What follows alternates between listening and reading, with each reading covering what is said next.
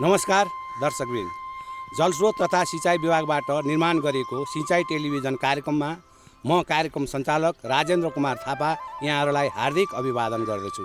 दर्शकवृन्द, आज हामी जलस्रोत तथा सिँचाइ विभागबाट निर्माण गरेको भूमिगत जल सिँचाइ विकास परियोजना रूपन्देही भैरवाको कमान क्षेत्रभित्र सिँचाइको उपस्थिति कस्तो छ, सेवा लाभग्राहीले के कस्ता प्रविधिको उपयोग गरेर सिँचाइको सेवा लिइरहेका छन्, यहाँ निर्माण भएका ट्युबवेलहरू, ड्यु ट्युबवेल, स्यालो ट्युबवेलहरूबाट के कस्ता सुविधाहरू उत्पन्न भइरहेका छन्, तिनीहरूको सञ्चालन, मर्मत, सम्वर्धन के कस्तो तरिकाले गरिरहेको छ र भइरहेको छ, सम्बन्धित सरकारवालाहरूले सो विषयमा के कस्ता चाखहरू र कस्ता पहलहरू गरिरहेका छन् भन्ने विषयमा जानकारी गराउने कोसिस गर्नेछौँ। प्रणाली व्यवस्थापन, नहर सञ्चालन, संस्था व्यवस्थापन सम्बन्धमा के कस्ता समस्या र चुनौतीको सामना गर्न परिरहेको छ त, त्यस्तो खड्केको सवाल के हुन सक्छ त, समाधानका लागि कस्ता पहल गरिरहेका छन् त, सिँचाइ पूर्वको अवस्था, हालको अवस्था, प्रणाली विकासको कालखण्डमा गरिएका बाली विविधीकरणबाट उत्पादन र उत्पादकत्वमा के परिवर्तन आएको छ त, एकीकृत बाली तथा जल व्यवस्थापन कार्यक्रमको कार्यान्वयन स्थिति कस्तो छ त, भावी सिँचाइ रणनीति, पानीमाथिको अधिकार, साझा सवाल मुद्दाहरू के हुन सक्छन् त भन्ने विषयमा सम्बन्धित सरकारवालाहरूसँग भलाकुसारी गर्नेछौँ। दर्शकवृन्द, आज यति मात्रै नभएर सिँचाइ कार्यालयले सिँचाइको लागि विकास गरेको पूर्वाधार, पानी बग्ने संरचना, नहर, नहरी, कुलो, कुलेसो र खेत स्तरमा स्थापित गरिएको प्रविधिको विकास, बाली नाली र भौगोलिक स्थिति र यथार्थ धराताल समेतलाई समेटेर सर्वैदिशीय छायाङ्कन गरी तपाईँहरूको समक्ष पस्कने जमर्को गर्नेछौँ। नेपाल सरकार र युएसएडको संयुक्त अध्ययनले करिब 40,000 हेक्टर जमिनमा भूमिगत जलस्रोतबाट सिँचाइ सुविधा पुर्याउन सकिने सम्भावनादेखि आर्थिक वर्ष 2029-30मा विस्तृत सम्भाव्यता अध्ययन गरिएको थियो। सोही अध्ययनको आधारमा आर्थिक वर्ष 2030-31मा नेपाल सरकार र विश्व बैंक बीच ऋण सम्झौता भई तत्कालीन भैरवा लुम्बिनी भूमिगत जल परियोजनाबाट विक्रम सम्वत 2033 सालमा काम सुरु गरी विक्रम सम्वत 2055 सालमा सिँचाइ संरचनाहरूको काम सम्पन्न भएको थियो, जसलाई नेपाल सरकारको निर्णयअनुसार आर्थिक वर्ष 2075-76देखि सम्पन्न भौतिक संरचनाहरूको मर्मत तथा व्यवस्थापन गरी वर्षैभरि भूमिगत सिँचाइको व्यवस्थापन गर्ने र जल उपभोक्ता समितिहरूलाई व्यवस्थापकीय र अन्य प्राविधिक सहयोग उपलब्ध गराउने उद्देश्यका साथ भैरवा लुम्बिनी भूमिगत जल सिँचाइ व्यवस्थापन कार्यालयको रूपमा सञ्चालन हुँदै आइरहेको छ। आजको कार्यक्रममा हामी यिनै संरचनाहरूको भौतिक अवस्था, सेवा प्रवाहको स्थिति, जल उपभोक्ता समितिको क्रियाशीलता र गुनासो साथै भैरवा लुम्बिनी भूमिगत जल सिँचाइ व्यवस्थापन कार्यालयका काम कारबाहीबारे चर्चा गर्ने प्रयास गरेका छौँ।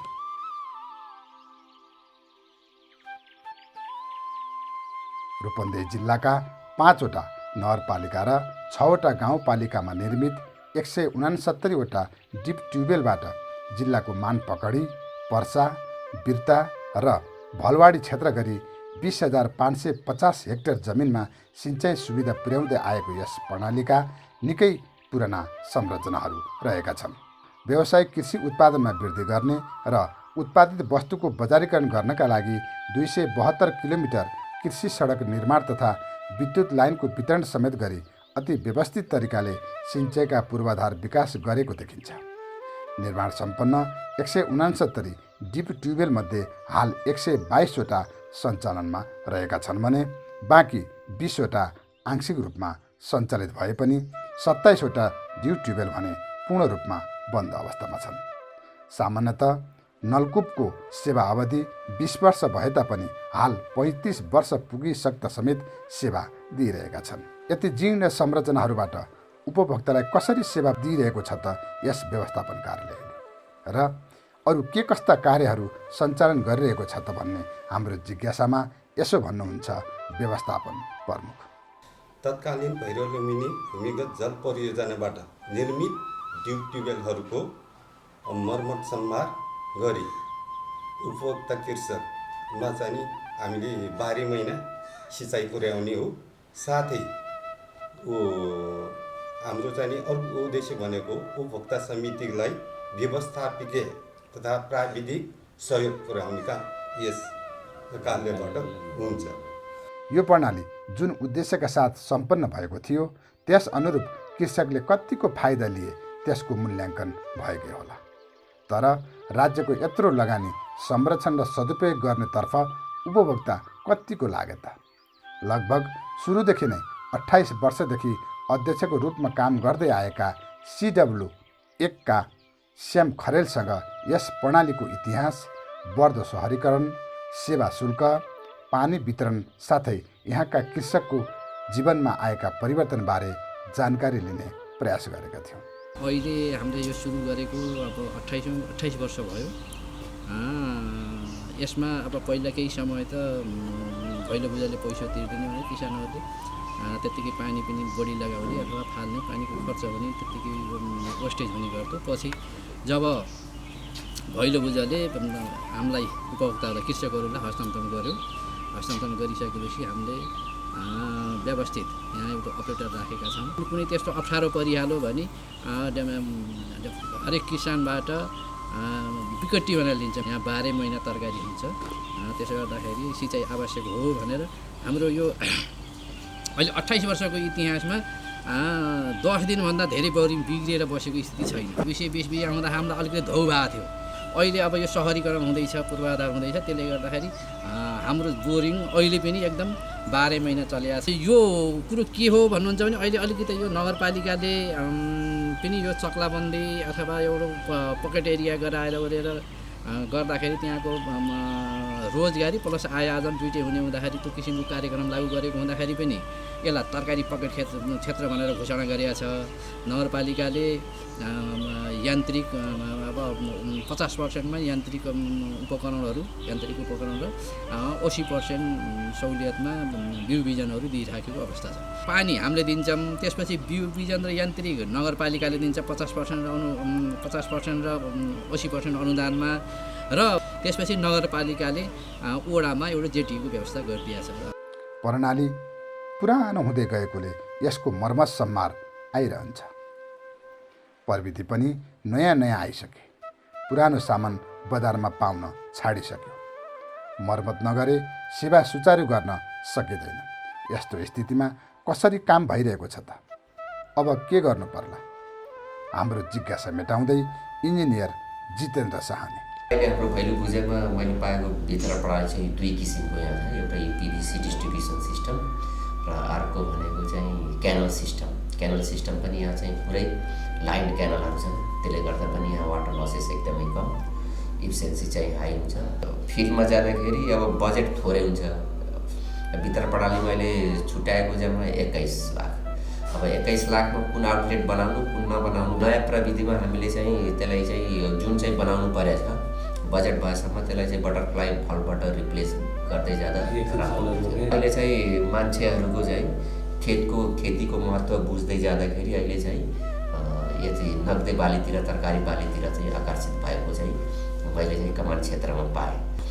यदि हामीले चाहिँ त्यसलाई चाहिँ कन्ट्रोल तरिकामा पानी पठाउन सकियो भने त्यो भेजिटेबल क्रपिङको लागि चाहिँ यो अहिलेको प्रविधि भनेको कन्ट्रोल वाटर मेकानिजम अथवा प्रेसराइज्ड इरिगेसन सिस्टममा त्यसको विकल्प चाहिँ अपनाउनु पर्ने हुन्छ। एकैचोटि सबै सिस्टमलाई रिप्लेस गर्नुभन्दा चाहिँ एउटा मोडेलको रूपमा एउटा सिस्टम व्यवस्थित गर्दै जाँदाखेरि त्यसबाट आउने लागत कति हो, त्यो चाहिँ सफल भयो विफल भयो भन्ने कुरा त्यसबाट स्टडी गर्दै जाँदाखेरि क्रमगत विकास गर्दै लाने हो भने सम्भव छ। 169 ड्युब ट्युबेल मध्ये केही ट्युबेल पछ्याउने क्रममा हामी CW16 मा पनि पुगेका थियौँ। त्यहाँ पनि सिस्टम पुरानो भएकोले आउने समस्या उस्तै देखिन्थे भने कृषिमा सक्रिय CW16 का अध्यक्ष प्रेमबहादुर पुन लगानी अनुसारको फाइदा लिन कृषकलाई यसरी आह्वान गर्छन्। 40 वर्ष पुरानो भइसके नहरहरू जीर्ण भइसकेका छन्। अब 40% मात्रै पानी 100%मा 60% मात्रै पानी प्रयोगमा आउँछ, 40% सबै अब लिक भएर जान्छ। तर रबी बालीलाई नोक्सान पुर्याउने, अब बर्खा बालीमा त सबै खुसी नै हुन्छन्, किनभने पानी चुहेपछि अब पानी हाल्न नपर्ने हुन्छ। त्यसमा अब दुई प्रकारको एउटा फाइदा एउटा नोक्सान देखिँदैछ।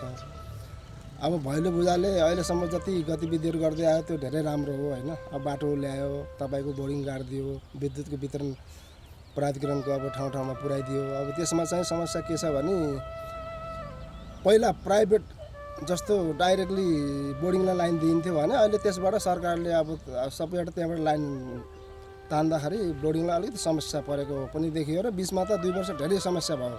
यहाँ त अब भैलो बुझको बोर्डिङ आए लगत्तै हाम्रो कृषकहरूले धेरै आम्दानी स्वरूप लिन थालेका छन्।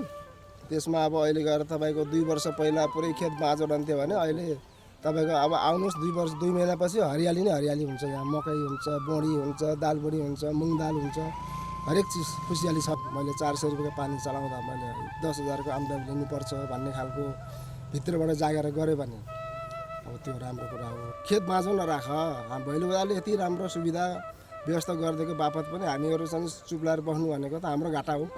यस प्रणालीको कार्यक्षेत्र एकीकृत जल तथा बाली व्यवस्थापन कार्यक्रम सञ्चालनको अवस्था साथै प्रणाली सुधार र निरन्तरताको विकल्पबारे कार्यालय प्रमुखको धारणा के छ त? के मर्मत सम्मारमा उपभोक्ताको दायित्व रहँदैन? तत्कालीन चाहिँ नि 36वटा गाविसको लिएको हो, जसको अन्तर्गत चाहिँ 20,309 हेक्टर कमानिएर छ। रूपन्देही जिल्लाको 5वटा नगरपालिका र 6 गाउँपालिका छ। यसमा चाहिँ के छ भन्दाखेरि विगत सालमा पनि यो एकीकृत बालीको कार्यक्रम चाहिँ भइरहेको छ। सिलुकमा चाहिँ करिब चाहिँ हाम्रो 40 बिघाको कमानी एरिया छ। अब त्यो 40 बिघामा चाहिँ हामी यो आइसिडब्ल्युएम कार्यक्रम लागू गरेर त्यसको चाहिँ अब भनौँ न बालीको चाहिँ प्रोडक्टिभिटी प्रोडक्सन बढाउन साथसाथै क्रप डाइभर्सिटीतिर पनि हामी लाने कोसिस गरिरहेको छौँ। विगतमा नेपाल सरकारले जुन जल अधिग्रहण गर्यो, अब त्यसको चाहिँ लगतकट्टाहरू जनताहरू लगतकट्टा गर्न आइरहेको छ यहाँ, होइन? उपभोक्ता कृषकहरू भनौँ न, अब उनीहरू जसको जग्गा परेको छ। अब त्यो लगतकट्टा गर्ने बेलामा चाहिँ अब यहाँ चाहिँ अमिन नभएर चाहिँ हामीलाई त्यो लगतकट्टा सम्बन्धी हेर्न पनि हामीलाई गाह्रो भइरहेको छ। त्यसैले एकजना अमिनको पनि अति आवश्यक छ। यहाँ ड्युटिबेल सिस्टमको लाइफ चाहिँ करिब 20 वर्षको हुन्छ भनेपछि चाहिँ सबै ट्युबवेलहरू जस्तो नि चाहिँ तपाईँको लाइफ नै सकिसकेको छ। जम्मा 169वटा ड्युटिबेल सिँचाइ प्रणाली उपभोक्तालाई हस्तान्तरण गरिएको छ। अब यसमध्ये चाहिँ अब भनौँ न यो अहिले चाहिँ तत्काल चाहिँ पूर्ण रूपमा चाहिँ हाम्रो 122वटा चाहिँ सञ्चालनमा छ भने आंशिक रूपमा चाहिँ 20वटा ड्युटिबेल सञ्चालनमा हुन्छ। मर्मत सम्मानमा चाहिँ 10% चाहिँ उनीहरूको लगानी हुन्छ, 90% चाहिँ नेपाल सरकारको हुन्छ। पूर्ण रूपमा विद्युतमा आधारित यो प्रणालीको विद्युतको प्रवाह सिस्टम पनि पुरानो भइसकेको छ। प्रणाली निर्माण भएका जग्गाको स्वामित्व कायम हुन बाँकी रहेका केही काम पुरा हुनुपर्ने देखिन्छ भने कृषिका लागि खडा गरेका पूर्वाधारलाई बस्ती विकासमा परिणत गर्दै लैजाँदा खेती गर्ने क्रम यस क्षेत्रमा घटेको देखिन्छ। यहाँ हाम्रो ट्युबवेलहरू लगभग 21 देखि 40 वर्ष पुराना भइसकेका छन् हाम्रो ट्युबवेलहरू। त्यसमा खास गरी फर्स्ट स्टेजको ट्युबवेलहरू 40 वर्ष पुरानो भइसकेको छ। त्यो सामानहरू अहिले धेरै नै पुरानो भई अब बिग्रिराख्ने बेला बखतमा बिग्रिराख्ने प्यानल बोर्ड जस्तो ट्रान्सफर्मर मोटर भयो, त्यो भित्रको पम्पहरू बिग्रिराख्ने र त्यो पुरानो खालको सामान भएकोले त्यो बजारमा सहजै उपलब्ध पनि नहुने भएको कारणले गर्दाखेरि अहिले अलिकति यो मर्मत कार्यमा अलिकति अप्ठ्यारो पनि परेको छ। तिनी चिजहरू हटाएर अब नयाँ खालको जुन समर्सियल पम्प मोटरहरू छ, त्यो प्यानल बोर्ड र ट्रान्सफर्मर धेरै वर्ष भइसक्यो, अब पुरानो पनि भयो। अब एउटा ट्युबवेलमा ल 3-4 चोटि 4-5 चोटिसम्म पनि हामी मर्मत गरेर चलाइरहेका छौँ। किसानहरू खेतीतिर भन्दा पनि अब 10 जग्गा बेचे आफूलाई 2-3 वर्ष खान पुग्ने पैसा आउने त्यो जग्गा बेचेर अब कृषक कहाँ बनेको दुखिया पेसा पनि भयो र त्यो किसानहरूले अब वर्षभरि मेहनत गरेर जुन उत्पादन गर्नुहुन्छ त्यो उत्पादनको अलिकति बजारमा अलि सहजीकरण पनि नभएको अवस्था छ। त्यसले गर्दाखेरि किसानहरू अहिले खेतीतिर भन्दा पनि अलि सुखी जीवनतिर अलिकति लाग्न थाल्नु भएको छ। समयको कालखण्डसँगै हिजो हामीले खेतीपातीका लागि परिकल्पना गरेका समतल फाँटहरू आज कङ्क्रिटका सहरमा परिणत भइसकेका छन्। यसमा राज्य र जनता दुवै पक्ष उत्तिकै जिम्मेवार देखिन्छन्। राज्यबाट माग्ने मात्र नभई हामीले राज्यलाई के दियौँ त्यसतर्फ पनि सोच्नुपर्ने जरुरी भइसकेको छ। डिप ट्युबवेल CW 12मा पुग्दा पनि गुनासो राज्यप्रति नै देखिन्थ्यो। समस्याहरू धेरै छन् हजुर। अब भैलो पूजाले आजभन्दा चाहिँ जापान सरकारले 40 वर्ष अगाडि छोडेका हुने नि होइन। नेपाल सरकारले नचलाएर हामी जल उपभोक्ता समितिलाई जिम्मेवारी लगाइदियो। अरू जति सबै लिकेज छन् हेर्नुहोस्। किसानलाई पानी लाउनलाई चाहिँ खोलेर 1 घन्टाको पानी लाने हुने ठाउँमा अहिले 1.5 घन्टा 2 घन्टा लाग्छ। कृषि योग्य जग्गा भनेर छुट्याउने, प्लटिङ गर्ने पार्टीलाई चाहिँ दनादन प्लटिङ गर्न दिने, त्यो गरी आज लगभग मेरो यहाँ 80 बिघामा प्लटिङ भएको छ। यो मेरो सबै सिँचाइका जग्गाहरू होइन। खेती गर्थे किसानहरूले, बोर्डिङ खोलेर लिएर जान्थे, पानी लान्थे। अहिले 80 बिघा जति जग्गा सबै प्लटिङ छ। तर यो अझै 20 वर्ष 30 वर्ष त्यहाँ घर बन्दैन। अबलाई मैले के गरेको छु भन्दाखेरि कि जस्तै नहरको निकासबाट कसैले जग्गा लिएको छ, मैले निकास दिएको छैन सक्दैन। यो हाम्रो भैलो पूजाको जुन बोर्डिङको एरिया छ नि त्यो छुट्याइदिनु पर्यो, यसको पूर्जा उपलब्ध गराइदिनु पर्यो। मानव सभ्यताको विकाससँगै मान्छेका आहार विहार रहन सहनमा पनि परिवर्तन आउनु स्वाभाविक हो। बढ्दो सहरीकरण, भड्किँदो जीवनशैलीलाई पनि त आखिर कृषि उपजको आवश्यकता पर्छ नै। संरचना पुराना हुने, बिग्रिने र मासिने स्वाभाविकतालाई मध्यनजर गर्दै राज्यको लगानीको प्रतिफल प्राप्तिमा निरन्तरता दिन अबको बाटो र विकल्प के हुन सक्छ त? वर्षा क्षेत्र र भित्ता क्षेत्रमा चाहिँ त्यति चाहिँ मतलब सहरीकरण र यो सिँचाइमा कमी आउने देखिरहेको छैन भने चाहिँ यो मानपकडी क्षेत्र र भलवाडी क्षेत्रको चाहिँ केही भागहरू चाहिँ सहरीकरण भएर चाहिँ त्यसको चाहिँ कमानीहरूले गरिरहेछ। सिँचाइको लागि पानीको उपलब्धता हामीले चाहिँ बाह्रै महिना होइन गर्नुको लागि चाहिँ त्यहाँको केही संरचनाहरू पनि निर्माण गर्नुपर्ने हुन्छ। बाह्रै महिना चाहिँ त्यहाँ पानी उपलब्ध गराउन बनाउन उहाँहरूको आवश्यकता अनुसार आवश्यक टाइममा होइन त्यो पानी चाहिँ उपलब्ध गराउनको लागि चाहिँ त्यहाँको केही संरचनाहरू चाहिँ हामीले कुनै रिप्लेस गर्नुपर्ने हुन्छ, कुनैको मर्मत गर्नुपर्ने हुन्छ। 12 मास 12 काल एक नासको पानी प्रवाह गर्न सकिने सिल्ट रहित डिप ट्युबवेलको गुणस्तरीय पानी उपलब्ध भएको क्षेत्रमा एकीकृत जल तथा बाली व्यवस्थापन कार्यक्रम प्रभावकारी रूपमा सञ्चालन गर्न सकिने भएकोले कृषिका लागि सम्पूर्ण पूर्वाधार विकास भएको यस क्षेत्रमा यो कार्यक्रम मार्फत कृषकहरूले अधिकतम फाइदा लिन सक्ने देखिन्छ। सरकारले लगानीका संरचनाहरूलाई राष्ट्रिय सम्पत्तिको रूपमा हिफाजत र जतनका साथ उपभोग गरी भावी पुस्तालाई पनि गरी खाने बाटो राखिदिनुपर्ने दायित्व तपाईँ हामी सबैको हो। यही दायित्व निर्वाह गर्दै पुराना संरचनाहरूको उचित मर्मत समार गरी नयाँ प्रविधिसँगै प्रणालीको रूपान्तरण गरी अगाडि बढ्न यहाँका जल उपभोक्ता संस्था र भैरवा लुम्बिनी भूमिगत जल व्यवस्थापन कार्यालयलाई सफलता मिलोस्, हाम्रो यही शुभकामना।